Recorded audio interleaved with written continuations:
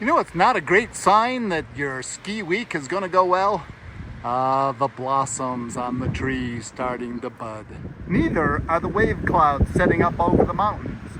Because a fun fact, Chinook winds, well, Chinook means snow eater. Yeah, that's not a great sign. But I'm going to go skiing anyway. Why?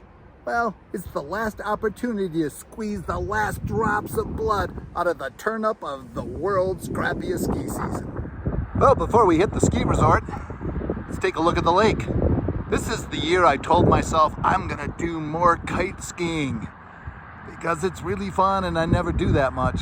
Well, I did manage to get out twice, but the problem was the lake froze up a full month later than average. And now, as I head off to the ski resort, well, temperatures are in the 50s and you see the ice is turning into a bunch of slurpy stuff. All right, here we go. 50-degree temperatures and it's only March. See how this goes. Okay, the conditions are so sloppy that you hit these mushy parts and it's like somebody's just slammed on the brakes.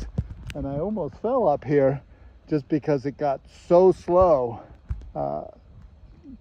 because it's melting away. It's turning into goop. And here's the surprising part. I'm not at the bottom of the mountain. I'm in the top quarter of the run. So it's going to be really mushy by the time you get to the bottom. Yep, it's all a bunch of slush. These brown spots are starting to scrape completely away. You're actually seeing some black dirt through some of this. Yep, let's take a look.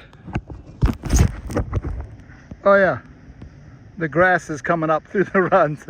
You know, if there's actually 3 more days of these 50-degree temps, this might be over. This might be it. Remember when I said the brown snow absorbs sun, heats things up? Well, that's the first piece of the run that's burned through all the way to the ground.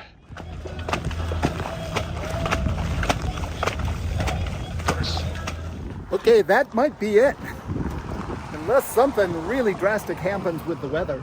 The thing that was really hard to capture on film is that as you went through the slush to the snow, it was like somebody slamming on the brakes, and there was a couple of times where I just about face planted because you slowed down so much once you hit the slop.